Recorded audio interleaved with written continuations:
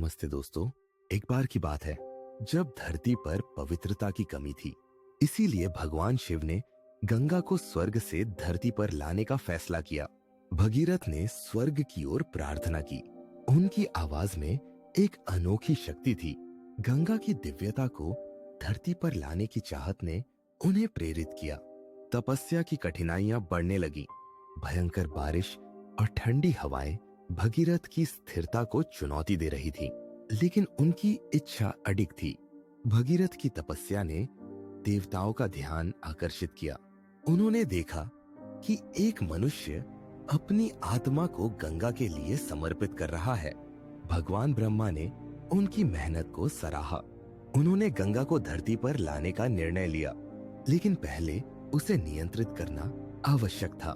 गंगा, जो स्वर्ग की नदी थी, धरती पर आने को तैयार थी, लेकिन उसके वेग को नियंत्रित करने के लिए एक योजना बनानी थी।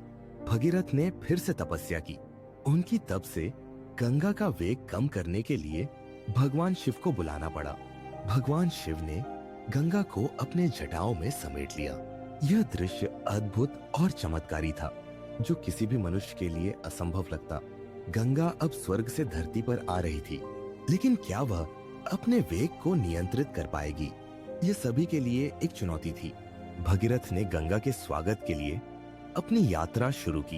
हर कदम पर उनके दिल में एक अनोखी उमंग और भय था। गंगा ने जब पहली धार धरती पर छोड़ी, तो धरती ने उसे अपनाया। यह एक ऐतिहासिक पल था जो सभी को भिगो देता। लेकिन गंगा का वेग बहुत तेज था। लोग डर गए और भगीरथ को अपनी योजना को आगे बढ़ाना पड़ा। भगीरथ ने एक विशेष जगह चुनी जहां गंगा को रोकना था। वहां उन्होंने अपनी शक्ति और समर्पण को एकजुट किया। गंगा ने अपनी धारा को बदलने का निर्णय लिया। वह भगीरथ की तपस्या की ताकत को समझ गई थी। भगीरथ ने गंगा से आग्रह किया कि वह उन्हें अपने साथ ले जाए। यह एक भावनात्मक क्षण था जहां धरती और स्वर्ग का मिलन हो रहा था। गंगा ने भगीरथ की प्रार्थना को सुना और उन पर आशीर्वाद बरसाने लगी। यह प्रेम और भक्ति का अद्भुत दृश्य था।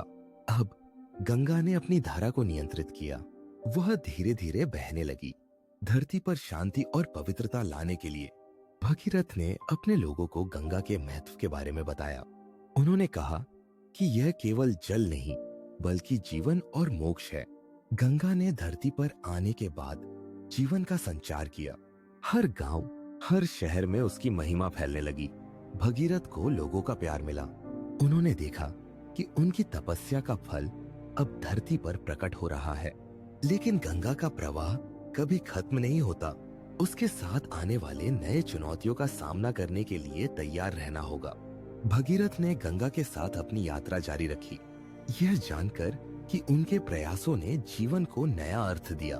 गंगा और भगीरथ की कहानी ने सभी को प्रेरित किया। यह संदेश दिया कि तपस्या और समर्पण से कुछ भी संभव है। आज भी लोग गंगा की ओर देखने पर भगीरथ की तपस्या को याद करते हैं।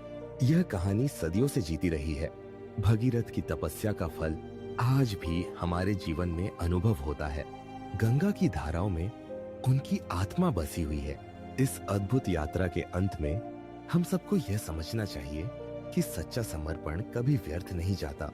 गंगा की कहानी हमें सिखाती है कि जीवन में संघर्ष होते हैं, लेकिन सच्चे प्रेम और तप से हर मुश्किल का हल निकलता है।